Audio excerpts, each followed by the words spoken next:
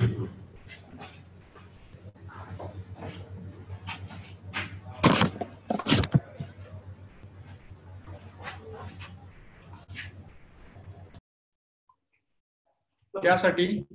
तुम्हाला हे लक्षात घ्यावं लागेल की आपण कुठलं खत देत आहे, कुठलं खत देत आहे आपण आपल्या जमिनीला किंवा पिकांना, त्याच्यावर आपल्याला त्या मेथड सिलेक्ट करायच्या आहे.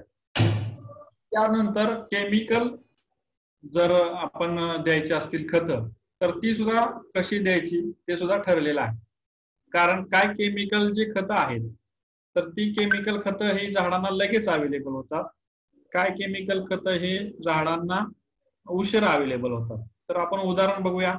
समजा आपण युरियाला काय म्हणतो, it is a highly mobile element. Highly mobile element म्हणजे कसा असतो की अतिशय लगेच झाडांना उपलब्ध होतो, परंतु तो लीच होऊन सुद्धा जातो, पाण्याबद्दल वाहून जातो किंवा हवेच्या कॉन्टॅक्ट मध्ये आला तर उडून जातो किंवा अनअवेलेबल फॉर्म मध्ये सुद्धा निघून जातो. मग त्याच्यासाठी काय केलं पाहिजे, आपल्याला युरियाचं जास्तीत जास्त सेव्हिंग करण्यासाठी आपल्याला त्याचा स्प्लिट डोसेस मध्ये दिलं गेलं पाहिजे. तसेच झाडांच्या मुळापाशी डायरेक्ट जर आपण देऊ शकलो युरिया तर त्याचं चांगल्या प्रमाणात उपयुक्तता सिद्ध होते. तसंच तुम्ही बघत असाल तर युरिया किती दिवसात अवेलेबल होतो, तर शास्त्रीय दृष्टिकोनातून जर युरिया बघितलं तर झाडाला सुरुवातीला 3 ते 7 दिवसामध्ये युरिया अपटेक करायला सुरुवात होतो. तसंच तो जास्तीत जास्त 15 ते 21 दिवसापर्यंत जमिनीमध्ये जातो आणि ऑटोमॅटिक तो लीच होऊन जातो किंवा इव्हॅपोरेट होऊन जातो किंवा संपून जातो. म्हणजे जर आपल्याला 3 ते 7 दिवसात तो अवेलेबल होत असेल आणि 21 दिवसापर्यंत किंवा एका महिन्यामध्ये जो संपून जात असेल तर त्याला आपण ब्रॉडकास्ट करून चालेल का? नाही. तर त्याला आपल्याला काय करावं लागेल, फॉलिअर ऍप्लिकेशन द्यावं लागेल किंवा ड्रिप मधून द्यावं लागेल किंवा सीड ट्रीटमेंट मधून द्यावे लागेल किंवा सीड बरोबर द्यावे लागेल साईड बँड मेथडनं, परंतु त्याला ब्रॉडकास्ट करता येणार नाही. तसेच जर दुसरी काय लिक्विड खतं बघितली आपण, समजा 19-19 बघितलं, 12-61 बघितलं किंवा अदर मायक्रोन्यूट्रिएंट्स असतील ते जर बघितले तर ते सुद्धा झाडाला लगेच अवेलेबल होतात व लगेच संपून जातात. तर ती सर्व खतं जे आहेत ते आपल्याला ड्रिप मधून द्यावे लागतात. त्या दृष्टिकोनातून दुसरी जर खतं बघितली, समजा मायक्रोन्यूट्रिएंट बघितली, आता कुठले कुठले मायक्रोन्यूट्रिएंट आहेत तर झिंक आहे, कॉपर आहे, सल्फर आहे किंवा मॉलिब्डेनम आहे, बोरॉन आहे, हे सगळं काय आहेत मायक्रोन्यूट्रिएंट आहेत. ह्याचं काय असतं की ह्या मायक्रोन्यूट्रिएंटचं झाडाला कमी प्रमाणात लागतात, परंतु जर ते नसली तरी पण झाडांची वाढ खुंटते किंवा आपल्याला अपेक्षित उत्पन्न किंवा वाढ दिसत नाही. म्हणजे त्यांची अवेलेबिलिटी अतिशय कमी प्रमाणात आपल्याला झाडाला करून द्यायची आहे. म्हणून मग ते ब्रॉडकास्ट करून चालेल का, किंवा ते सीडपर्यंत देऊन चालेल का, किंवा ते जमिनीमध्ये टाकून चालेल का? नाही. तर त्याला काय करतं, तुम्ही फॉलिअर ऍप्लिकेशन केलं किंवा फर्टिगेशन केलं तर ह्या दोन्ही मेथड मधून मायक्रोन्यूट्रिएंट आपल्याला होतात. तर आहे त्याचा इंट्रोडक्टरी पार्ट की कुठली खतं किंवा कुठलं कंपोस्ट आपण शेताला देत आहे त्यानुसार आपल्याला काय करायचं, त्याचे fertigation method, fertiliser application method select करायचे आहे. तर त्याच्यानुसारच आपल्याला पिकाची वाढ किंवा पिकाचं उत्पन्न डिपेंड असतं. मग त्याच्यामधून आपण पहिलं बघूया, पहिलं कुठलं आहे त्याच्यामध्ये, तर पहिलं आहे ब्रॉडकास्ट मेथड. आता याच्यानंतर तुमच्या लक्षात येईल ब्रॉडकास्ट मध्ये कसं, तर विस्कटून टाकणे किंवा जमिनीमध्ये विस्कटणे. आपण शेणखत कसं विस्कटतो, तर ब्रॉडकास्ट मेथडनं जमिनीमध्ये शेणखत विस्कटतो. तसेच आपण काय करतो, तर जे बेसल डोस आहेत, बेसल डोस कुठले कुठले देतो आपण, कुठल्याही पिकाला समजा आपल्याला द्यायचे असतील तर DAP देतो, युरिया देतो किंवा 10-26 देतो किंवा अजून पोटॅश देतो, अमोनियम सल्फेट देतो किंवा इतर खतं जे आपण ऊसासारख्या पिकाला देतो, तर ही सुद्धा काय केली जातात, ऊसाच्या सुरुवातीच्या काळात काय केली जातात, ब्रॉडकास्ट मेथडने काय केली जातात, सरीवरमध्ये टाकली जातात ऊस लागणीच्या वेळी. परंतु ती मिश्र खतं जास्तीत जास्त काय केलेलं असतं, मिश्र खतं असतात की जी स्लो रिलीजिंग असतात. म्हणजे ती कधी चालू होतात, समजा आपण DAP जमिनीमध्ये दिला तर DAP मधला नत्र जो आहे तो 10 दिवसानंतर लागायला सुरुवात होते, 21 ते 30 दिवसापर्यंत संपून जातो.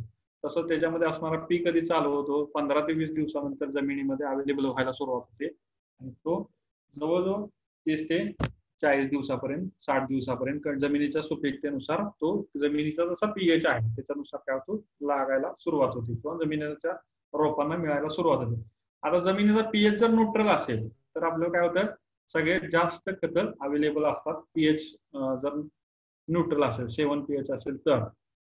परंतु न्यूट्रल जर ऍसिडिक पीएच असेल तर खतं काय होतात पाण्यामध्ये वाहून जातात आणि पुढं 7च्या वर जास्त असेल सोडिक असेल किंवा तुमचा अल्कलाईन पीएच असेल तर काय होतं त्याच्यामध्ये खतं सगळी अनअवेलेबल फॉर्म मध्ये जातात. म्हणून जास्तीत जास्त खतं ही पीएच न्यूट्रल असणाऱ्या वेळीच जमिनीला लागू पडतात. तर ब्रॉडकास्ट मेथड मध्ये काय बघितलं आपण की जमिनीमध्ये वेगवेगळ्या स्वरूपाची जी खतं आहेत ती विस्कुटून द्यायची आहेत. काय करायचं आपल्याला ती विस्कुटून द्यायची आहेत. मग त्याला आपण काय म्हणू ब्रॉडकास्ट मेथड म्हणू. तर ते तुम्ही हाताच्या साहाय्यानं विस्कटू शकता किंवा तुम्ही मजुराकडून ती विस्कुटू शकता, सरीवरंबामध्ये विस्कुटू शकता, सपाट वाफ्यावर विस्कुटू शकता, गादी वाफ्यावर विस्कुटू शकता. सर्व प्रकारच्या जमिनीमध्ये आपण ते विस्कुटू शकता. जेणेकरून काय होतं प्लांटिंगच्या अगोदर किंवा प्लांटिंगच्या वेळी आपण हे ब्रॉडकास्ट मेथड वापरतो.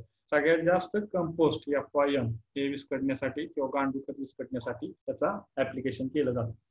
नेक्स्ट जे आहे ती साइड बँड मेथड आहे. Application of fertiliser with side band.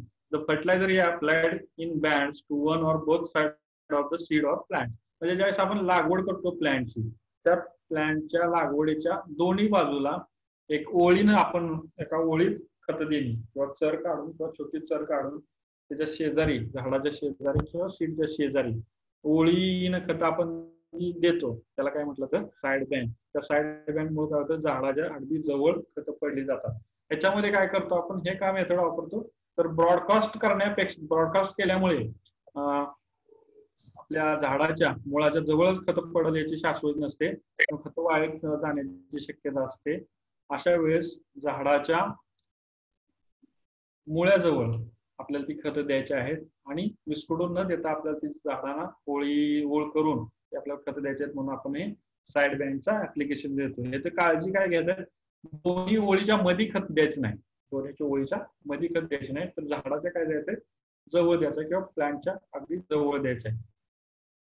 Next आहे त्याच्यामध्ये जे आहे ते ऍप्लिकेशन विथ सीड. सीड ज्यावेळेस आपण लावतो सीड लावतो त्यावेळेस आपल्याला ती खतं द्यायची आहेत. की त्याचं उदाहरण जर द्यायचं असेल तुम्हाला तर शुगर केन मध्ये आपण काय करतो जी खतं आहे ती ज्यावेळेस बियाणं आपण लावत असतो त्या बियाण्याच्या बरोबर ते आपण देत असतो खतं टाकून देत असतो आणि त्याच्या बरोबर ती अप्लाय करत असतो. त्याला आपण म्हणू ऍप्लिकेशन विथ सीड. किंवा सोईंग टाइमच्या वेळेस जे आपण खतं देतो कशी देतो तर पेरणीच्या साह्याने तुम्ही बघित असेल पेरणीला आपण जी पाबर असते त्या पाबरीला दोन हे असतात पाबर असतात. एका ह्याच्यातून आपण बियाणं पेरतो आणि एका पाबर मधून खतं पेरतो. अशा जे आपण सीडच्या सोईंगच्या वेळेस आपण जी खतं देतो त्याला ऍप्लिकेशन विथ सीड्स म्हणायचे. मग त्याच्यामध्ये तुम्ही मिश्र खतं वापरू शकता 15-15-15, त्यानंतर 10-26-26-26, 12-32-16 किंवा 20-20-0 ही जी खतं आहे 24-24-24 ही जी खतं आहे ती पेरणीच्या वेळेस पेरणीच्या पाबर मधून जी दिली जाते त्या मेथडला आपण ऍप्लिकेशन विथ सीड म्हणूया. त्यानंतर नेक्स्ट आहे ते स्टार्टर सोल्युशन. आता याच्यामध्ये तुमच्या लक्षात द्यायला पाहिजे याच्यामध्ये कन्फ्युजन करून घ्यायचं नाही की स्टार्टर सोल्युशन वेगळं आहे, त्यानंतर फोलियर ऍप्लिकेशन वेगळं आहे आणि फर्टिगेशन वेगळं आहे. स्टार्टर सोल्युशन म्हणजे काय तर पाण्यामध्ये विरघळणारी जी खतं आहे त्याचं आपण पाण्यामध्ये विरघळतो आणि एक सोल्युशन करतो आणि ते सोल्युशन आपण ट्रान्सप्लांटिंगच्या वेळेस ट्रान्सप्लांटिंगच्या वेळेस आपण ते जमिनीला देतो. आता ट्रान्सप्लांटिंग म्हणजे काय तर application transfer of plants from nursery bed to the main field. त्या ज्या ऑपरेशनला आपण काय म्हणतो ट्रान्सप्लांटिंग. म्हणजे नर्सरीमध्ये रोपं काढली आणि आपल्या मेन फील्ड मध्ये लावली तर त्याला आपण काय म्हणतो ट्रान्सप्लांटिंग म्हणतो. आणि अशा ट्रान्सप्लांटिंग झालेल्या सीडला आपल्याला काय करायचंय स्टार्टर सोल्युशन द्यायचंय. स्टार्टर या शब्दातच आहे की सुरुवातीची जी ग्रोथ आहे झाडांची ती होण्यासाठी फक्त आपल्याला स्टार्टर द्यायचं एक चालू करून द्यायचं. झाडाची ग्रोथ काय करायची चालू करून द्यायची आहे. मुळ्याच्या जमिनीमध्ये नर्सरी मधून वालू उपटून मेन फील्ड मध्ये लावलेल्या असतात, अशा वेळेस मुळ्या काय झालेल्या असतात, थोडा तुटलेल्या असतात. त्या मुळ्यांना जमिनीमध्ये गेल्यानंतर एस्टॅब्लिश होण्यासाठी काही काळ लागतो. त्या काळात जर आपण चांगली खतं दिली तर त्या चांगल्या जगतात आणि झाडं चांगली जगतील. त्याला मराठीत आपण काय म्हणू? त्याला मराठीत काय म्हणू आपल्या लक्षात आहे का? स्टार्टर सोल्युशन देतो त्याला. कुणाला येत असेल तर त्यानं ते अनम्यूट करा आपला आवाज आणि उत्तर द्या. हा, तर त्याला मराठीत आपण काय म्हणू? आळवणी देणे. ऐकला असेल तुम्ही कधी शब्द आळवणी घालायची. आळवणी घालतात ना पिकाच्या सुरुवातीच्या काळात, आळवणी घालायची. तर त्याला इंग्लिशमध्ये आपण काय म्हणूया? स्टार्टर सोल्युशन म्हटलं तरी चालेल. तर त्या आळवणीला काय करतो आपण? तर जे लिक्विड फर्टिलायझर आहेत जे पाण्यामध्ये विरघळतात, अशा पाण्याच्या विरघळणाऱ्या खत आपण स्टार्टर सोल्युशन म्हणून ट्रान्सप्लांटिंगच्या वेळेस जमिनीला देतो, आपल्या झाडांना देतो. त्याला आपण आळवणी म्हणूया. आळवणी करत असताना काळजी काय घ्यायची आहे? तर आळवणी करत असताना कॉन्सन्ट्रेशन जे आहे ते अतिशय कमी ठेवायचं आहे, किंवा जे ठरलेलं आहे कॉन्सन्ट्रेशन तेच वापरायचं आहे. कारण जर कॉन्सन्ट्रेशन अशा वेळेस जास्त झालं आळवणीला, कारण ते आपण डायरेक्ट मुळे जवळ देत असतो, अशा वेळेस जर कॉन्सन्ट्रेशन जास्त झालं तर झाडांना शॉक होण्याची गरज असते किंवा शॉक लागण्याची गरज असते. अशा वेळेस झाडं मरण्याची शक्यता असते. म्हणून स्टार्टर सोल्युशन जे करत असतोय आपण, ते स्टार्टर सोल्युशन कॉन्सन्ट्रेशन जे ठरलेलं आहे तेच घ्यायचं आहे. स्टार्टर सोल्युशनला एकरी लिटरला 5 ग्रॅम ते 10 ग्रॅम पर्यंत जरी तुम्ही कॉन्सन्ट्रेशन केलं आळवणीला तरी ते चालू शकतं. आणि त्याच्यामध्ये मायक्रोन्यूट्रिएंट्स असतात किंवा लिक्विड फर्टिलायझर असतात, किंवा आता नवीन मार्केटमध्ये काय केमिकल्स आलेले आहेत की आपण त्याला ह्युमिक ऍसिड तुम्ही कधी नाव ऐकलं असेल, किंवा फॉस्फरिक ऍसिड नाव ऐकलं असेल, किंवा तुम्ही फोलिक ऍसिड ऐकलं असेल, किंवा अजून बऱ्याचशेच प्रकारचे ऑर्गॅनिक काय जे एक्स्ट्रॅक्ट असतं सीवीड पासून केलेलं असं वेगवेगळ्या मार्केटमध्ये आलेले आहेत आता भरपूर. तर अशा सर्व गोष्टींचं स्टार्टर सोल्युशन म्हणून वापर केला जातो. जर रासायनिक खतं याच्यामध्ये वापरायचे असतील तर त्याचा एक स्टँडर्ड फॉर्म्युला आहे किंवा त्याचं एक स्टँडर्ड स्ट्रक्चर ठरलेलं आहे की NPK जे आहे तर ते 2:1:1 अशा रेशोनं स्टार्टर सोल्युशन हे जमिनीमध्ये दिले झाले असते. तर नत्र 2:2 असेल तर P1 पाहिजे आणि पोटॅश 1 पाहिजे, K1 पाहिजे, असं त्याचं ठरलेलं आहे. 2:1:1 असा रेशो स्टार्टर सोल्युशनचा ठरला आहे, किंवा 1:1:1 रेशो हे जे काय जे आहे स्टार्टर सोल्युशन मध्ये ठरलेले आहे. तर त्याचा आपल्याला उपयोग करायचा आहे. त्यानंतर सीड ट्रीटमेंट, पुढची मेथड जी आहे ते सीड ट्रीटमेंट. सीड ट्रीटमेंटच्या वेळेस जी काही फर्टिलायझर आपल्याला द्यायचे आहे ती सुद्धा तुम्ही देऊ शकता. पण त्याच्यामध्ये जास्तीत जास्त मायक्रोन्यूट्रिएंटचा थोडासा हे केलेला असतो, समाविष्ट केलेला असतो, की जे असे काय मायक्रोन्यूट्रिएंट्स आहेत की जे पिकाच्या सुरुवातीच्या काळामध्येच आपल्याला द्यावे लागतील, ती आपण त्याच्यामध्ये सीड ट्रीटमेंट मध्ये ऍप्लिकेशन करू शकतो. नेक्स्ट त्याच्यामध्ये आहे ते काय आहे? Foliar application. फॉलियर ऍप्लिकेशन म्हणजे काय? डेफिनेशन काय आहे त्याचं? डेफिनेशन काय आहे? तर डेफिनेशन असे आहे की liquid fertilizer is directly applied on the aerial part of plant. Aerial part of plant जो आहे त्याच्या आपण काय करतो? डायरेक्ट स्प्रे करून वापरतो. त्याला काय म्हणूया आपण? Foliar application. आता फॉलियर ऍप्लिकेशन मध्ये फक्त लिक्विड फर्टिलायझर जे पाण्यामध्ये विरघळणारे असतात ते, त्यानंतर क्विकली अवेलेबल होतात ते, तसेच मायक्रोन्यूट्रिएंट्स काय असतील ते. तर हे आपण सर्व फॉलियर ऍप्लिकेशन होऊ शकतात. आता तुम्ही बघत असाल मॅक्झिमम जे काय आहे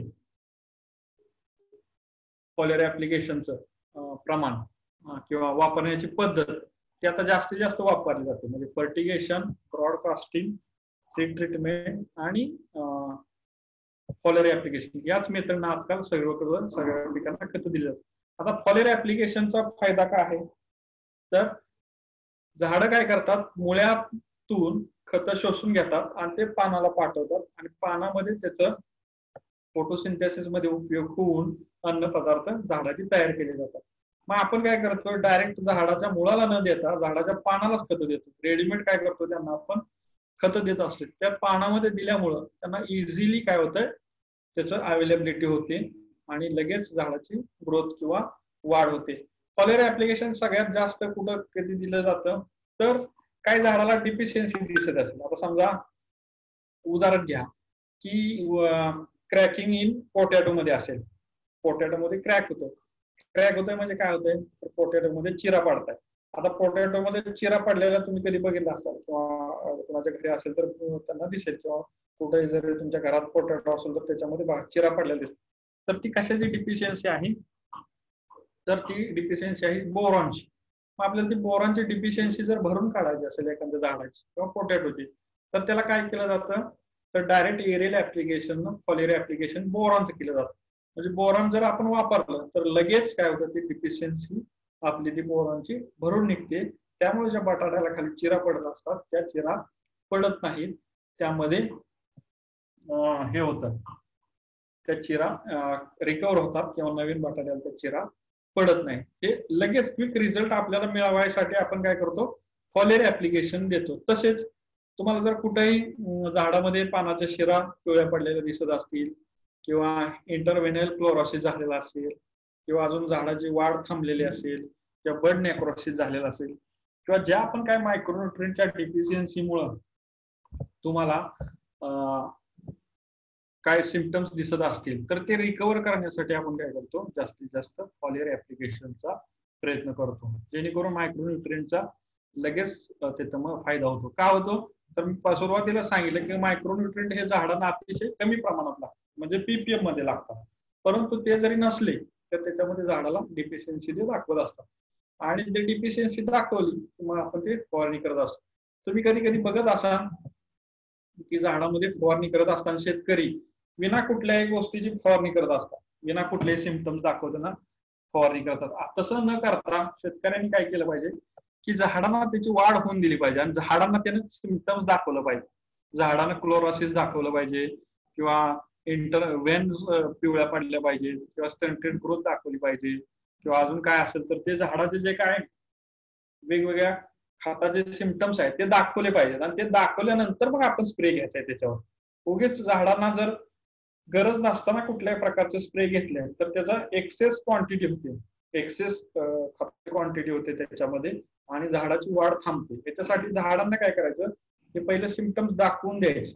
सिम्पटम्स झाडांनी काय केले पाहिजेत, आपल्याला दाखवले पाहिजेत आणि दाखवल्यानंतर मग त्याचा उपाय कसा आहे किंवा कुठली किती सिम्पटम सिव्हिअरिटी आहे त्याच्यानुसार आपण ते ठरवायचे आहे. ह्याच्यासाठी फॉलियर ऍप्लिकेशन अतिशय चांगला पर्याय आहे की मायक्रोन्यूट्रिएंटच्या डिफिशियन्सी मध्ये आपण तो उपयोगाला आणू शकतो.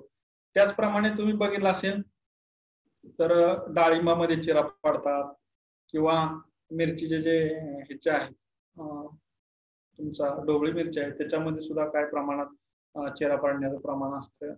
त्याचप्रमाणे कलर येत नाही, वांग्यामध्ये काय प्रकारच्या ठिकाणी कलर दिसत नाही किंवा लालगी मिरची कलर असतो तर त्याच्यामध्ये कलर डेव्हलप होत नाही.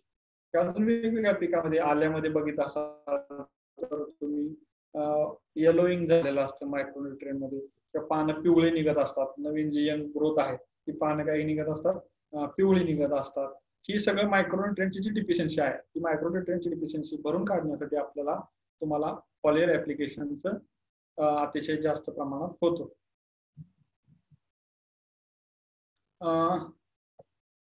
तर त्याच्यानंतर आपण त्याच्यामध्ये काय करायचं, फक्त आता कॉन्सन्ट्रेशनचं बघायचं आहे. तर त्याच्यामध्ये मायक्रोन्यूट्रिएंटचे कॉन्सन्ट्रेशन जे आहे तर ते 0.5 पासून ते 2% पर्यंत आपण काय करतो, फॉलियर ऍप्लिकेशन घेऊ शकतो.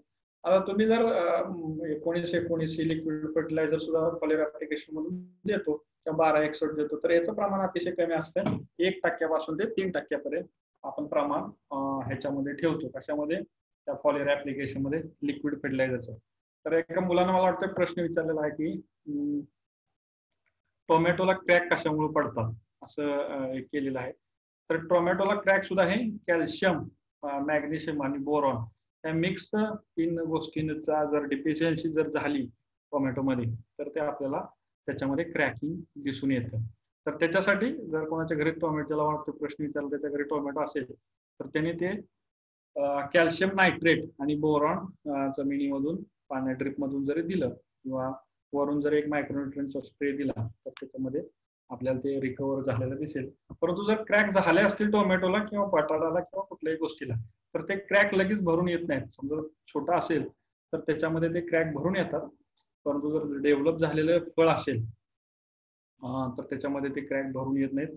परंतु नवीन लागलेल्या फळाला ते क्रॅक भरून येतात. नवीन लागलेल्या फळाला ते पडत नाही, असा तो एक आहे. ठीक आहे.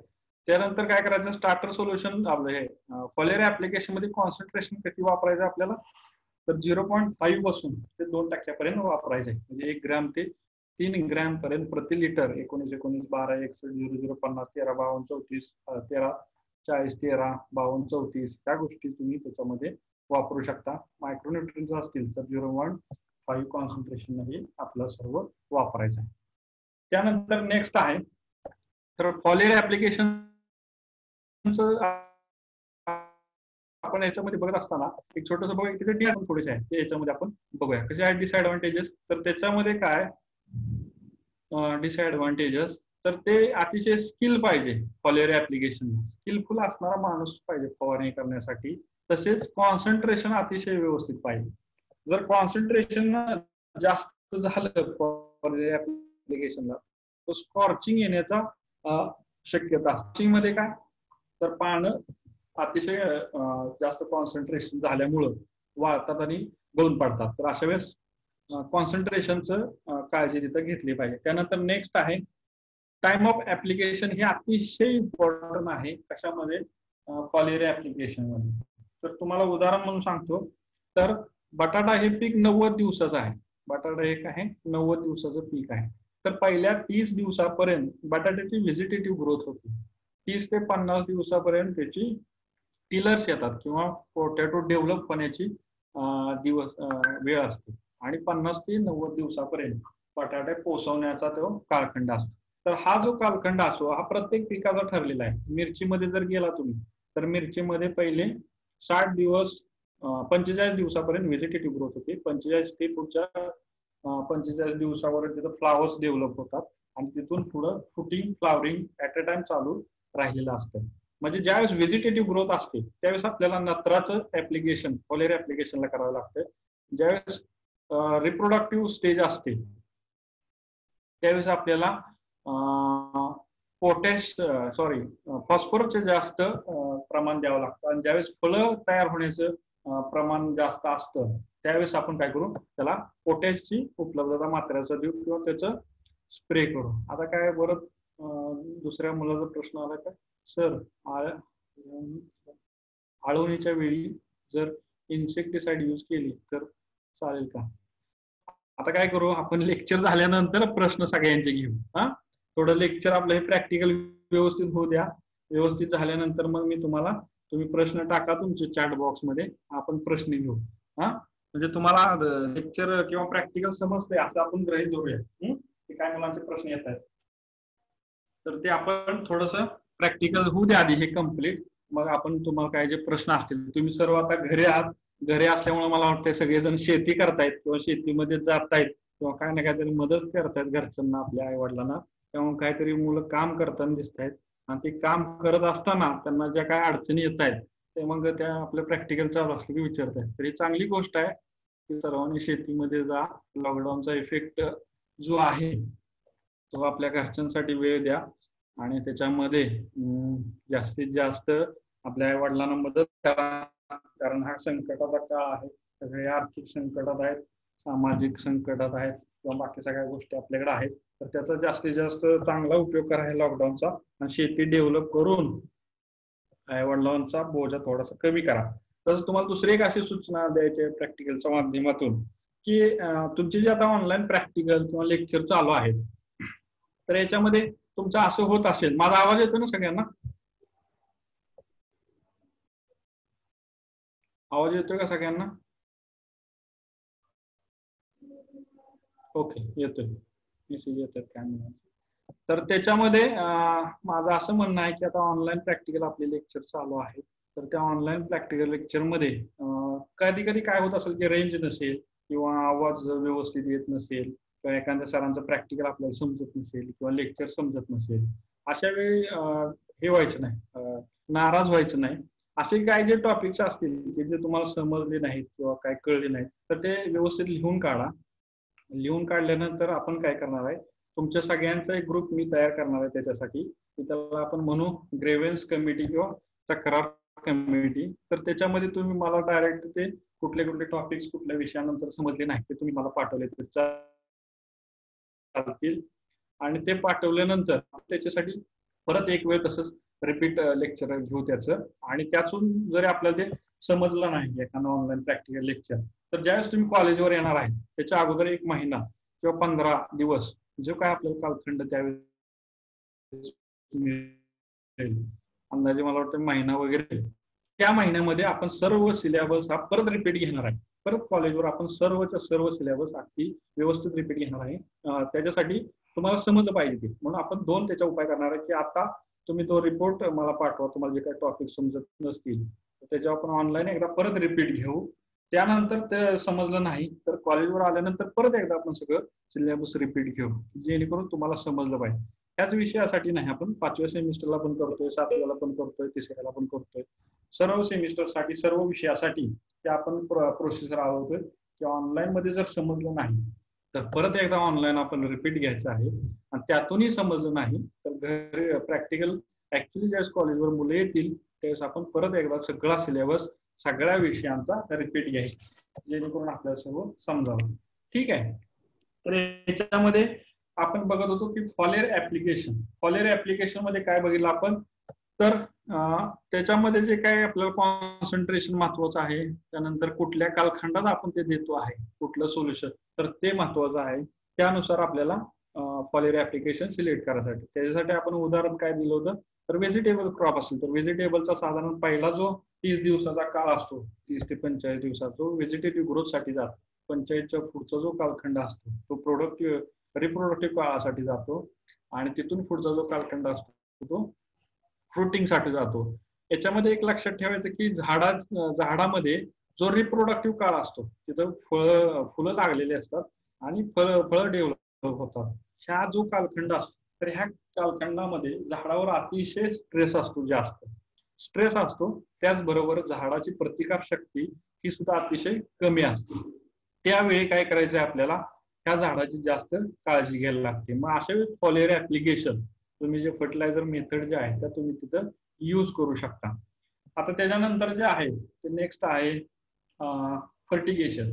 फर्टिगेशन आता तुम्ही भरपूर शिकलेला असेल, ऍग्रोनॉमी शिकले, हॉर्टी शिकलेला आहे किंवा कायम तुमचं फर्टिगेशन झालंय, बागल सारणी वगैरे तुम्हाला सुद्धा फील्डवर नेऊन ऍक्च्युअली फर्टिलायझर कसं केलं जातं किंवा कसं ड्रीप मधनं खतं सोडली जातात किंवा काय आपल्या फील्डवर जे सगळं आहे ते तुम्हाला दाखवलेलं आहे.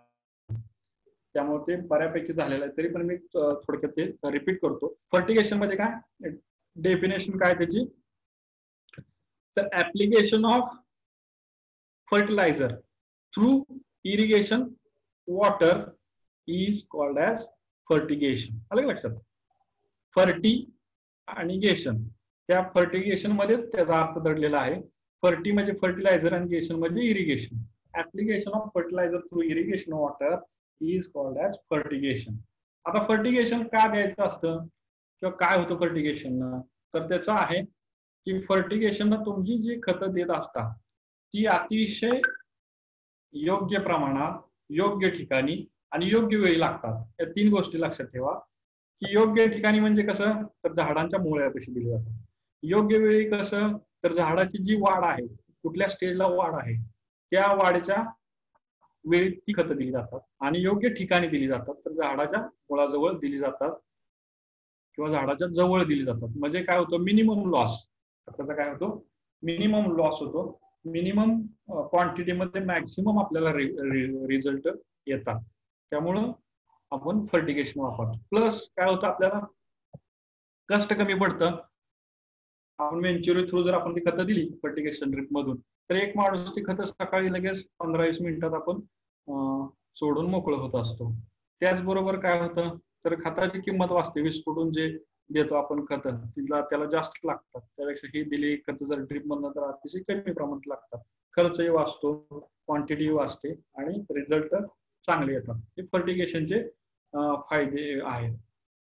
नेक्स्ट काय फर्टिगेशन मध्ये, फक्त त्याच्यामध्ये तोटा एवढाच आहे की आपल्याला ड्रीप इरिगेशन हवा आहे फर्टिगेशन आपल्याला द्यायसाठी ड्रिप इरिगेशन मधून किंवा पाण्यामधून आपण ते देऊ शकतो. किंवा आपण जर आता तुम्ही मला ड्रिप मध्ये म्हणण्यापेक्षा आता नवीन शेतकऱ्यांनी काय पद्धत काढली की समजा आपला 200 लिटरचा बॅलर असतो आणि त्या 200 लिटर बॅलरला चावी शेतकरी बसवतात आणि त्या चावीमध्ये समजा 24-24 सारखी किंवा युरिया सारखी किंवा DOP सारखी खतं एक दिवस अगोदर टाकतात आणि दुसऱ्या दिवशी त्याच्यामधला जे वरचा जो पाणी असेल सेटल झाल्यानंतर 1-2 दिवस हलवतात ती आणि विरघळलं खतं की जी वरचा भाग असतो तो काय करतात त्या बॅलरच्या चावी ओपन करतात आणि त्या चावीमधून काय करतात पाट बांधण्याच्या ह्याच्यातून सुद्धा ती खतं दिली जातात.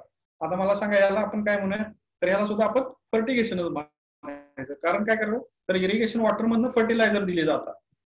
आता लक्षात इरिगेशन वॉटर मधनं फर्टिलायझर दिले जातात म्हणून त्याला फर्टिगेशन म्हणूया. मग ते ड्रिप थ्रू दिली जातात किंवा बॅलरला चावी सोडून दिली जातात किंवा आता कुठल्याही सोर्स थ्रू पाण्यातून खतं जी दिली जातात त्याला आपण काय म्हणूया फर्टिगेशन म्हणूया. ठीक आहे. तर ह्याचा फायदा काय होतो तर चांगली खतं लगेच लागू पडतात, कमी क्वांटिटी लागते आणि रिझल्ट चांगले येतात. तर याला फर्टिगेशन म्हणायचं. लक्षात आलं सगळ्यांच्या 7 मेथड कुठल्या आहेत फर्टिलायझर ऍप्लिकेशनच्या. पहिली होती ब्रॉडकास्टिंग, दुसऱ्या आहे साइड बँड, तिसऱ्या आहे ऍप्लिकेशन विथ सीड, नंतर आहे सीड ट्रीटमेंट आहे, फॉलियर ऍप्लिकेशन आहे, स्टार्टर सोल्युशन आहे आणि लास्ट आहे फर्टिगेशन. त्या 7 मेथड आहेत कशाच्या आहेत त्या फर्टिलायझर ऍप्लिकेशनच्या. आता याच्यामध्ये पुढचा जो पार्ट आहे तो काय आहे तर time of application. Time of application fertilizer कधी ऍप्लिकेशन केली जातात तर त्याच्यामध्ये पहिला आहे organic manures, compost, farm yard, लिफी मड्स किंवा ही जी खतं आहेत ती कधी द्यायची तर प्लांटिंगच्या अगोदर द्यायची. आणि केमिकल नेक्स्ट पार्ट आहे त्याच्यामध्ये केमिकल फर्टिलायझर म्हणजे 2 पार्ट आहेत. पहिला आहे ऑर्गॅनिक मॅन्युअर्स किंवा वर्मी कंपोस्ट किंवा लीफ मड किंवा आता तुम्ही हे बघित असाल सिटी कंपोस्ट वगैरे ही जी सगळी खतं आहेत तर ती प्लांटिंगच्या अगोदर द्यायची आहेत. आणि दुसरा जो खताचा प्रकार आहे केमिकल फर्टिलायझर ते प्लांटिंगच्या वेळेस आणि प्लांटिंग नंतर द्यायचे आहेत. आपल्याला काय द्यायचे आहे तर त्याचं मी पहिल्यांदा सांगितलं की फर्टिलायझर कधी अवेलेबल झाडांना होतात, किती दिवसात अवेलेबल होतात त्याच्यावर फर्टिलायझर ऍप्लिकेशन देण्याचा कालखंड ठरत असतो. शेणखत असेल तर ते स्लो रिलीजिंग होत असतं म्हणून ते आपण लवकर शेतामध्ये देत असतो. आणि केमिकल फर्टिलायझर हे क्विकली अवेलेबल होतात परंतु लवकर लीच होऊन जातात म्हणून ते प्लांटिंग किंवा प्लांटिंगच्या नंतरच आपण ते झाडांना देत असतो.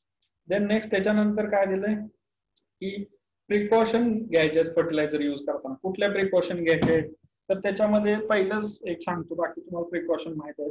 तर पहिली प्रिकॉशन अशी आहे की सॉइल सॅम्पलिंग टेस्ट केल्याशिवाय खतं जमिनीला द्यायची नाहीत असं आमचं म्हणणं आहे किंवा आपलं माझं वैयक्तिक म्हणणं आहे की जमिनीमध्ये काही आहे हे पहिल्यांदा आपण टेस्टिंग करून घ्यायचं आहे आणि त्याच्यानुसारच खतं द्यायची आहेत. जर काळी जमीन असेल तर काळ्या जमिनीमध्ये फॉस्फरसची कमतरता अतिशय कमी असते, नत्र आणि पोटॅशची कमतरता बऱ्यापैकी उपलब्धता असते, परंतु फॉस्फरसची उपलब्धता कमी असते. जर हलकी जमीन असेल तर हलक्या जमिनीमध्ये नत्राची व इतर खतांची अतिशय कमी प्रमाणात उपलब्धता असते. हे सगळं टेस्टिंग करायचं आहे. जसं आपण डॉक्टरकडे गेल्यानंतर आपण पहिली टेस्ट करतो त्याच्यानंतर मग डॉक्टर ठरवतो की आपल्याला काय ट्रीटमेंट. तसंच आपल्या जमिनीला पहिल्यांदा आपण सॉइल सॅम्पलिंगची टेस्ट करायची आहे आणि सॉइल सॅम्पलिंग झाल्यानंतर त्याच्यानुसारच रिकमेंडेशन जे येईल त्याच्यानुसार खतं सोडायचे आहे. त्यानंतर जर पीएच आपण 7 ठेवला तर पीएच 7 ठेवलेल्या जमिनीमध्ये सर्वात जास्त खताची उपलब्धता असते. तर ही जी प्रिकॉशन आपल्याला फर्टिलायझर देताना घ्यायची आहे पहिली. नेक्स्ट आहे की मायक्रोन्यूट्रिएंट जे आहेत किंवा सेकंडरी न्यूट्रिएंट आहेत ते काय करायचे आहेत आपल्याला तर ऑप्टिमम लेवल पर्यंत सप्लाय करायचे आहे. म्हणजे काय आहे तर सल्फर आहे, मॅग्नेशियम आहे आणि कॅल्शियम आहे.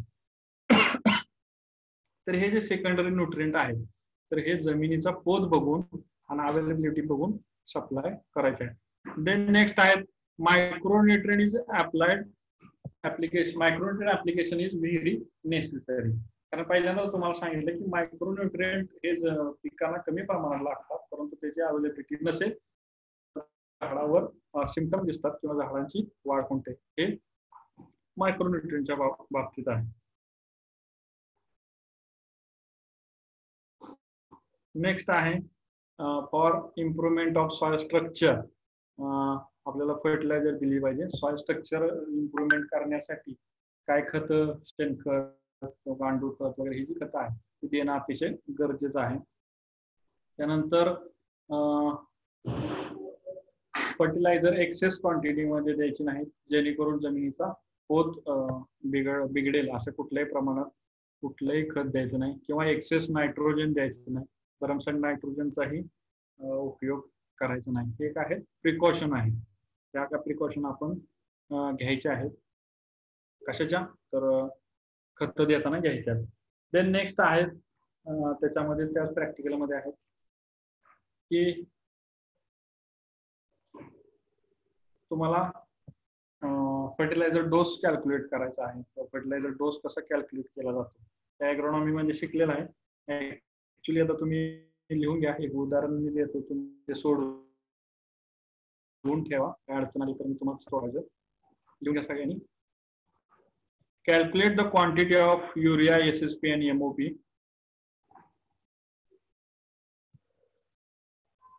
Calculate the urea,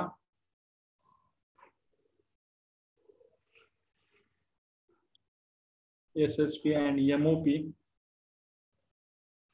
when the fertilizer dose is 200, 100, 100 per hectare in tomato. When the fertilizer dose of tomato is 200, 100, 100. टोमॅटोचा आपला डोस काय आहे? 200, 100, 100 आहे आणि आपल्याला तो युरिया, SSP आणि MOP मधून द्यायचा आहे. तर त्याच्यासाठी किती खतं लागतात तर त्याचं उदाहरण तुम्ही सोडवून ठेवा. तर युरियामध्ये किती असतं? नंतर 46% असतं, SSP मध्ये फॉस्फरस 16% असतं आणि MOP मध्ये पोटॅश 60% असतं. तर 60%च्या याच्यावरून तुम्ही ती कॅल्क्युलेशन करून घ्या. सोपं आहे. जमलं किंवा काय वाटलं तर मी परत तुम्हाला ते सांगेन कसं सोडवायचं असतं. किंवा ते झालेलं आहे आपलं प्रॅक्टिकल. फर्स्ट सेमिस्टरला पण झालेलं आहे ते. फर्टिलायझर डोस काढायला ॲग्रोनॉमी पण तेच चालू आहे सगळीकडे. तर हे आहे आजचं प्रॅक्टिकल. प्रॅक्टिकलचं नाव होतं मेथड्स ऑफ फर्टिलायझर ऍप्लिकेशन. 7 आपण मेथड बघितला त्याच्यामध्ये फर्टिलायझर ऍप्लिकेशनच्या. त्यानंतर बघितलं की टाइम ऑफ ऍप्लिकेशन, कधी आपण ऍप्लिकेशन करतो. त्याच्यामध्ये बघितलं आपण की प्रिकॉशन काय आहे फर्टिलायझर ऍप्लिकेशन करताना आणि फर्टिलायझर डोस कॅल्क्युलेट कसा करायचा ते एक त्याच्यामध्ये आहे. टाइम ऑफ ऍप्लिकेशन मध्ये परत एकदा रिपीट करतो की ॲन्झॅलिस मॅन्युअल्स असतील तर ती सोईंगच्या अगोदर घ्यायचे आहेत आणि केमिकल असेल तर सोईंग नंतर घ्यायचे आहेत. असे दोन त्याच्यात टाइम ऑफ ऍप्लिकेशन.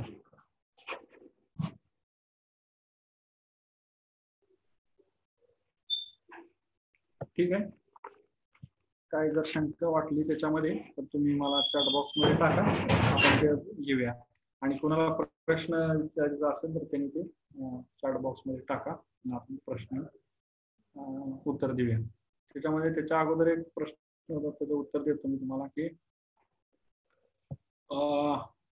आळवणीच्या वेळी इन्सेक्टिसाइड यूज केले तर चालेल.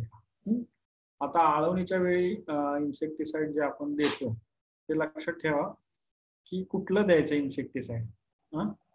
तर तुमच्या जमिनीमध्ये कशाचा प्रादुर्भाव आहे तर त्याच्यानुसार तुम्हाला ते आळवणीमध्ये इन्सेक्टिसाइड द्यायचं आहे. आळवणीमध्ये इन्सेक्टिसाइड द्यायचं का तर दिलंच पाहिजे, कारण आळवणीमध्ये इन्सेक्टिसाइड, फंजीसाइड, अजून न्यूट्रिएंट्स हे सगळ्यांचं आपण देत असतो झाडांना क्विकली अवेलेबल व्हायला आणि पहिल्या वाढीच्या काळामध्ये कुठल्याही प्रकारच्या किडीचा रोगाचा प्रादुर्भाव होऊ नये म्हणून आपण आळवणी देतच असतो. तर आळवणी देत असताना त्याच्यामध्ये काय आहे तर इन्सेक्टिसाइड समजा पहिल्या सुरुवातीच्या काळामध्ये जर आपण मिरची,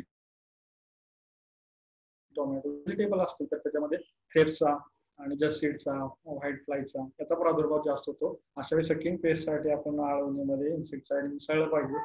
तसंच ॲग्रोनॉमिकल क्रॉप असतील, शुगर केन वगैरे असेल तर शुगर केन मध्ये काय केलं पाहिजे, तर सुरुवातीच्या काळामध्ये शुगर केनवर आता नवीन किडी ज्या आलेल्या आहेत, हुंगी आणि वाळवी, ह्या दोन गोष्टी दिसतात सुरुवातीच्या काळामध्ये. तर त्या हुंगी वाळवीसाठी तसं इन्सेक्टिसाइड म्हणजे डेसिस असेल किंवा लेसेंट असेल तर याचं आळवणी केलं पाहिजे. आणि सकिंग पेस्टसाठी लॅम्बडासाइड किंवा कॉन्फिडॉर त्या गोष्टीचं व्हेजिटेबलसाठी आळवणी केलं पाहिजे.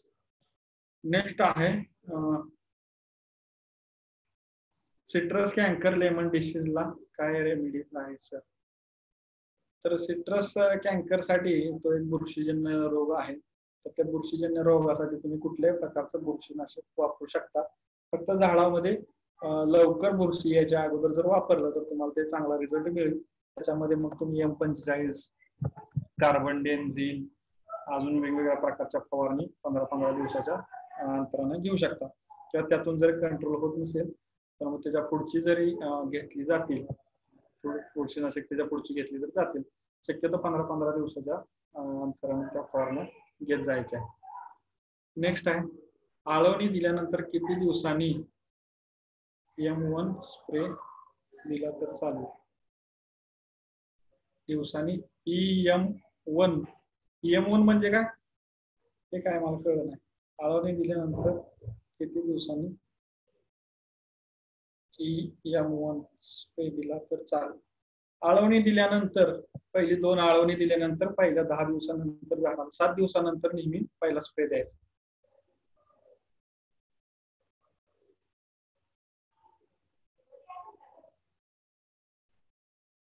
आळवणी दिल्यानंतर पहिल्या लक्षात ठेवा, पहिल्या 7 दिवसानंतर स्प्रे द्यायचा आहे. पहिल्या 7 दिवसानंतर तुम्हाला कुठल्याही प्रकारची कीड येण्याचा प्रादुर्भाव व्हायला सुरुवात होते. तर आळवणी दिल्यानंतर पहिल्या 7 दिवसात तुम्ही त्याचा फवारणी करू शकता. तिकडे पुढे आलेला आहे की दुसरा प्रश्न आलेला आहे, कॉटनचे लीव्ज कडक कशामुळे होतात. लक्षात ठेवा, झाडामध्ये फॉस्फरसचं प्रमाण वाढलं की पानाला अतिशय गर्द हिरवा कलर येतो. म्हणजे एखादा शेतकरी एकदम झाड हिरवं दिसण्यासाठी जास्त प्रमाणात फॉस्फरस देतो. तर झाडामध्ये जास्त हिरवा कलर आणि पानं जाड झाली तर ते फॉस्फरस जमिनीमध्ये जास्त झालेलं आहे किंवा झाडामध्ये जास्त झालेलं आहे. त्याच्यामुळं झाडाची पानं कडक होतात. कॉटनची लीव्ज कशामुळे कडक होतात असा एक प्रश्न आला होता. तर त्याच्यामध्ये झाडामध्ये फॉस्फरसचं प्रमाण अतिशय जास्त झालेलं आहे. त्यामुळं त्याच्यात फॉस्फरस तुम्ही झाडाला कमी करा. आपलं हॉर्टिकल्चर आहे, शुगर केन कॉटनचे पण प्रश्न यायला लागले. बट ठीक आहे, चला काय की सर शुगर केनच्या टेलरिंग इन्क्रीज करण्यासाठी कोणती फर्टिलायझर घ्यायची वापरायची सर. किती महिन्याचं शुगर केन आहे ते सांगा, मग त्यांना त्याच्यानुसार देत. किती महिन्याचं आहे ते तिथं इनबॉक्स मध्ये टाका. चला पुढचा प्रश्न, सर फर्टिलायझरचा डोस सोईंग आफ्टर केला तर मी शुगर केन साठी मुळे तोडताना यूज करावा लागतो. सर फर्टिलायझरचा डोस सोईंग आफ्टर केला तर मीन्स शुगर केन साठी मुळ्या तोडताना यूज करावा लागतो. म्हणजे बरणी शुगर केनला देताना कुठली खतं द्यायची असा प्रश्न आहे का तो सर शुगर केनच्या मुळ्या तुटल्या ते काय एकदा परत सांगा मला. आल्याची पानं पिवळी का होतात असा एक प्रश्न आलेला आहे. तर आल्याची पानं पिवळी होतात, मग तुमच्यामध्ये ते करपा आलाय का तो बघा. करपा आला असेल तर त्याच्यामुळे होतात. किंवा जर नवीन फुटणारे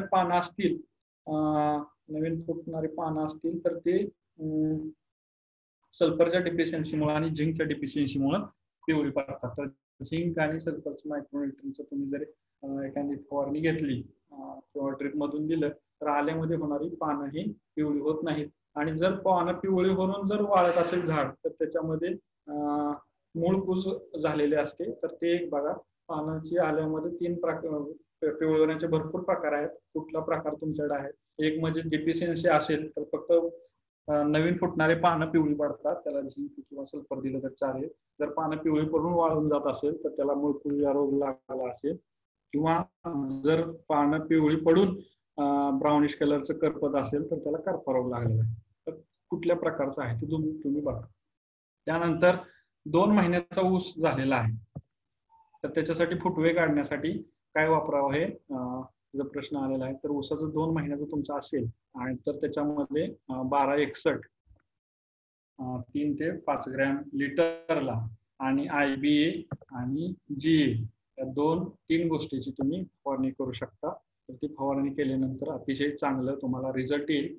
आणि जर तुमच्याकडे ड्रीप असेल ड्रीप नसेल तर 24-24 एकरी 1 पोतं आणि युरिया एकरी 1 पोतं जर तुम्ही विस्कटून दिलं तर वरून फवारणी आणि खालून खतं दिली तर तुम्हाला पुढच्या 30 दिवसामध्ये प्रत्येक ऊसाला 3 ते 5 फुटवे लागलेले दिसतील किंवा 5 पेक्षा जास्त फुटवे दिसतील. ठीक आहे. सर व्हाईट रूट क्रॉप मध्ये इन्क्रीज होण्यासाठी कोणती फर्टिलायझर यूज करतात? व्हाईट रूट पांढरी मुळं काढण्यासाठी 12% ह्युमिक ऍसिड तुम्ही यूज करू शकता किंवा फॉस्फरिक ऍसिडचा सुद्धा चांगला रिझल्ट आहे. 6% जर ह्युमिक ऍसिड वापरलं तर तुम्हाला झाडाचा जमिनीचा पोत सुधारतो आणि 12% ह्युमिक ऍसिड वापरलं तर तुम्हाला पांढरी मुळं निघतात. पांढरी मुळं निघण्यासाठी ह्युमिक ऍसिड प्लस युरिया किंवा ह्युमिक ऍसिड प्लस 19-19 जर वापर केला तर चांगली पानं पांढरी मुळं निघतात. त्यानंतर मिरचीवरील आकसा कशामुळे येतो? मिरचीवरचा आकसा आता आपण शिकलो ना डिसीज मध्ये, तर तुम्हाला ते भविष्यात आहे. तर त्याला काय म्हटलं जातं इंग्लिशमध्ये? लीफ कर्ल म्हटलं जातं. काय म्हणतो त्याला? Leaf curl.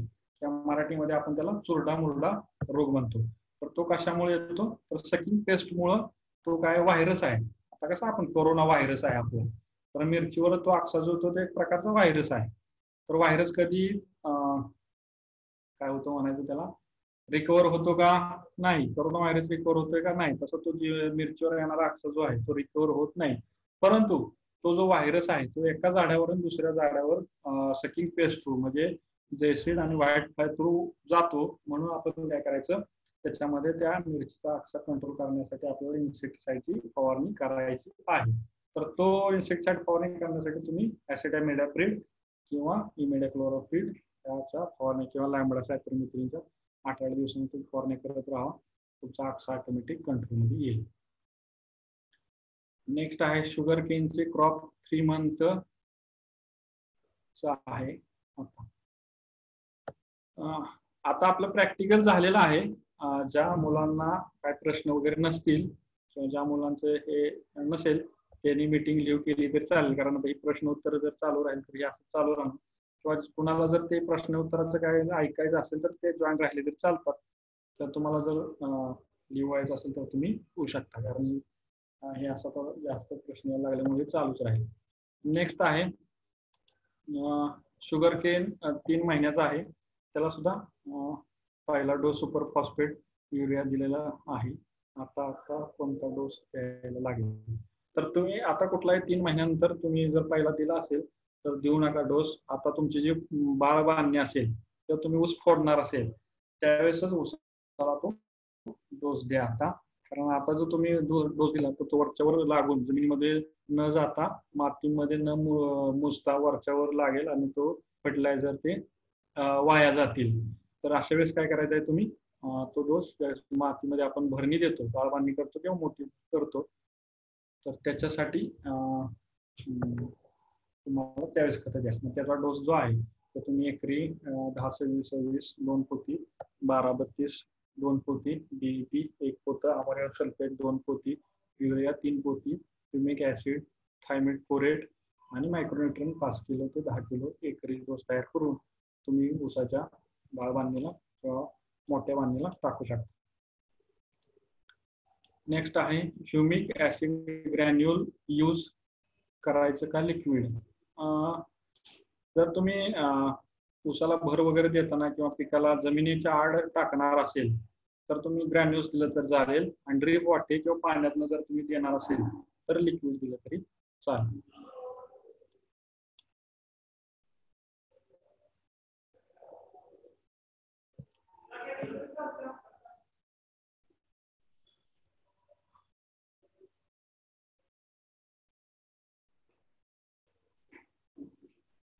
ओके, ठीक आहे. अजून कोणाला प्रश्न आहेत का बघा, नाहीतर आपण प्रॅक्टिकल संपूया. पुन्हा पुढे नंतर कसं आहे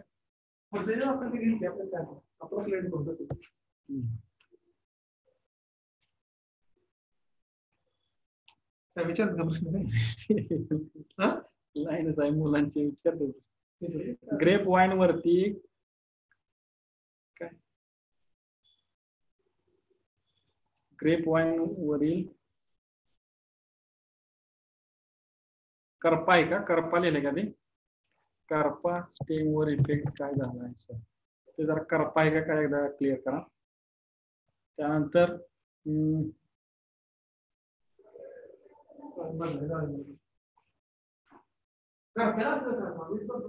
लक्षात ठेवा करपा जो आहे तर करपाला तुमची जी काय बुरशीनाशक आहे ती तुम्ही ते घेतली तर चालते कर्जेट वगैरे जी आता मार्केटमध्ये मिळणारी बुरशीनाशक आहे ती घेतली तर चालते फक्त ग्रेपचा प्रश्न आलाय म्हणून तुम्हाला सांगतो मी ग्रेप वाल्यांना खूप काळजी घ्यावी लागते तर त्या ग्रेपमध्ये एक लक्षात ठेवा की आता कसं तुमच्याकडे ढगाळ वातावरण असेल आमच्याकडे आता कराडला आपल्या ढगाळ वातावरण तर तुमच्याकडे ढगाळ वातावरण असेल तर ढगाळ वातावरणामध्ये लक्षात ठेवा नेहमी कॉन्टॅक्ट फंजिसाइड वापरायचे किंवा कॉन्टॅक्ट इन्सेक्टिसाइड वापरायचे का वापरायचं तर त्याचं कारण मी तुम्हाला सांगतो ढगाळ वातावरणामध्ये प्रकाश संश्लेषणाची प्रक्रिया ही अतिशय कमी असते मग अशा वेळेस जर आपण सिस्टमिक फंजिसाइड किंवा सिस्टमिक इन्सेक्टिसाइड वापरले तर ते झाडामध्ये जर गेली तर त्याचं प्रकाश संश्लेषण क्रिया अतिशय स्लो असल्यामुळे ते झाडामध्ये तेवढं रस फिरत नाही व आपण दिलेल्या सिस्टमॅटिक औषधांचा तेवढा इफेक्ट होत नाही परंतु जर आपण ढगाळ वातावरणाने कॉन्टॅक्ट फंजिसाइडचा आपण जर उपयोग केला तर त्या कॉन्टॅक्ट मधून येऊन तो रोग किंवा ती कीड मरून जाते ज्यावेळेस ढगाळ वातावरण असेल त्यावेळेस कॉन्टॅक्ट फंजिसाइड बुरशीसाइडचा वापर करायचा आणि जर ढगाळ वातावरण असेल स्वच्छ सूर्यप्रकाश असेल अशा तुम्ही सिस्टेमिक इन्सेक्टिसाइड फंजिसाइडचा वापर करून तो कंट्रोल करपा करू शकता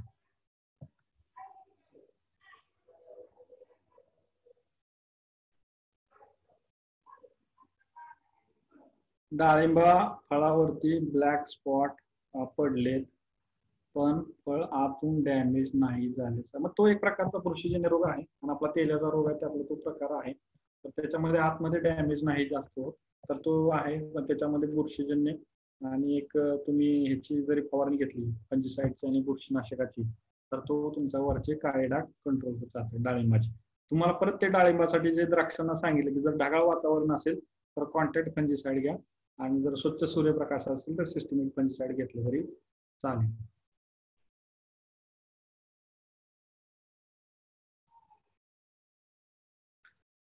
शुगर केन पावसामुळे मुळासकट उकळून पडले आहे तर त्याच्यासाठी काय करायचं तर झाडा जर तुमच्या बाजूला जर पडला असेल तुमचा ऊस सगळा तर एका बाजूचे मुळं शिल्लक असतात दुसऱ्या बाजूचे उपटून आलेले असतात तर तो ऊस आहे तो कुठल्याही प्रकारचा तुम्ही उभा करण्याचा प्रयत्न करू नका कारण एका बाजूची मुळं तुटलेले असतात आता जर तुम्ही परत उचलून उभा करण्याचा प्रयत्न केला तर दुसऱ्या बाजूची मुळं तुटण्याचा जास्त संभावना असते आणि ऊसाचं उत्पादन घटण्याची शक्यता असते तर पडलेला ऊस पडू द्या त्याला काही तुम्ही करू नका फक्त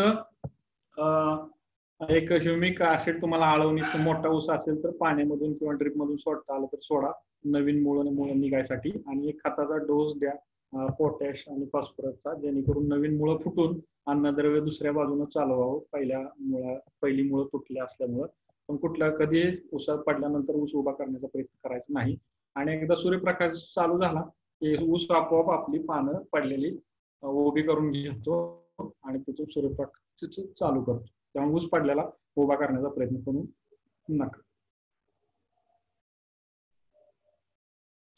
पोमोग्रेनेट येणारा तेल हा व्हायरस रोग आहे तो कधी कंट्रोल होत नाही येण्याच्या अगोदर कंट्रोल करायचा असतो बाकी आल्यानंतर त्याला फक्त आपण त्याचा एका प्रकारे लिमिटेड मध्ये ठेवू शकतो आता तो पूर्णपणे तेल्या कंट्रोल होत नाही परंतु जर तुम्ही कुठल्याही प्रकारचा पोमोग्रेनेट वरती बुरशीनाशकाची फवारणी करत असाल तर त्याच्यामध्ये प्रति 200 लिटर बॅलरला 2 लिटर ताक मिसळायचं ताक मिसळलं पोमोग्रेनेट मध्ये तर तुमचा एरिया चांगल्या प्रकारे कंट्रोल होतो कुठल्याही प्रकारचे तुम्ही बुरशीनाशक किंवा फंजिसाइड किंवा व्हायरससाठी वापरत असाल तर त्या सर्वांमध्ये 2 लिटर ताक वापरायचं तुमचा तेल चांगल्या प्रकारे कंट्रोल होतो फुलविक ऍसिड काय काम करतं तर फुलविक ऍसिड नवीन मुळं आणि प्रकाश संश्लेषण वाढवायचं काम करतं दुसरं काही वेगळं काम करत नाही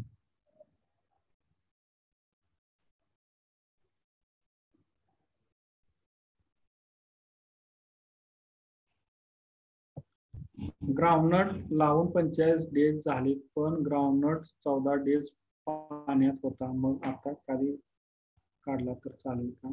लाईफ सायकल पूर्ण झाली पाहिजे.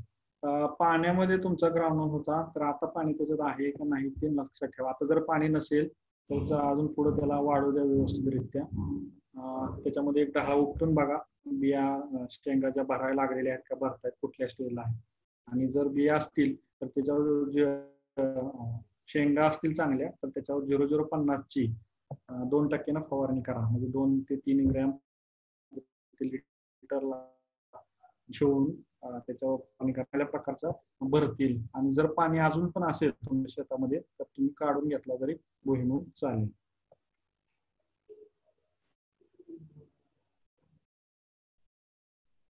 नेक्स्ट, आता रेनी सीझन मध्ये फॉलियर स्प्रे करतात ते प्लांटच्या लीव्हजला आता होण्यासाठी सर आता रेनी सीझन मध्ये फॉलियर स्प्रे करतात ते प्लांटच्या लीव्हजला आताच होण्यासाठी काय यूज करतात?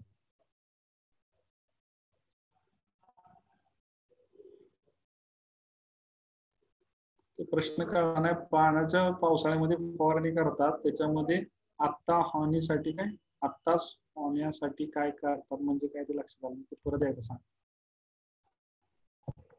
कॉन्टॅक्ट आणि सिस्टेमिक फंजिसाइड म्हणजे काय ते तुम्हाला 5व्या 4थ्या सेमिस्टरला पॅथॉलॉजी मध्ये होईल. तुम्ही लवकर सगळे प्रश्न विचारायला लागलाय, लवकरच तुम्हाला सगळं नॉलेज घेण्याचा प्रयत्न करत असता. कॉन्टॅक्ट मध्ये स्पर्शजन्य, स्पर्श झाला की कीटक किंवा बुरशी मरते आणि सिस्टीमध्ये झाडांच्या रसामध्ये जाऊन ते झाडाचा रस सगळा विषारी होतो आणि त्यानं सक केलं की ते मरतात. त्याला कॉन्टॅक्ट सिस्टेमिक म्हणायचं.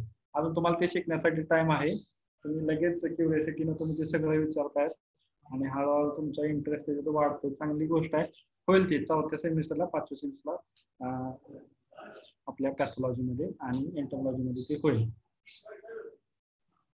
रेनी सीझनचा जो प्रश्न आहे ACR 100 त्याने फक्त परत विचार काय आतमध्ये जाऊन काय ते फक्त लक्षात आलं.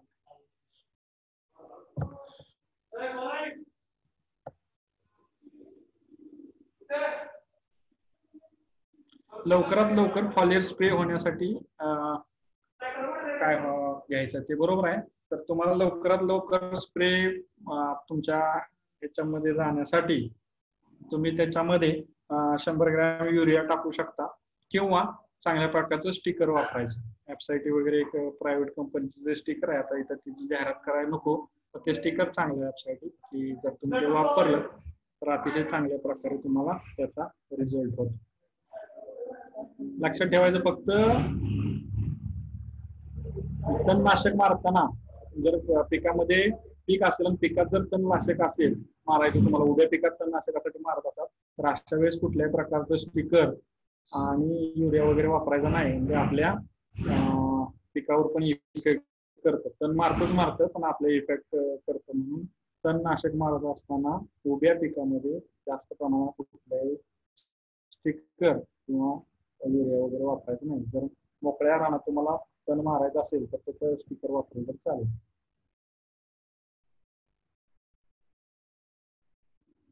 शुगर केनचे फुटवे वाढवायला काय केलं जातं ते आपण मगाशी घेतलंच ना की 2 ते 3 महिन्याचा त्यांचा ऊस आहे, तुम्ही 1261 आणि GA आणि 6BA हे 3 मिक्स करून तुम्ही फवारणी घ्या. तुमचे फुटवे चांगले दिसतील. आणि जमिनीमध्ये तुमच्या ड्रिप असेल तर 24 आणि युरिया एक पोतं टाका आणि चांगले तुम्हाला फुटवे दिसतील. ठीक आहे, चला संपूया प्रॅक्टिकल. बरेच प्रश्न आहेत. पुढच्या काय प्रॅक्टिकल अजून प्रश्न घेऊ. दुसरी अजून काम चालू आहेत, बाकीच्या गोष्टी पण आहेत. ओके, काही करायला लागले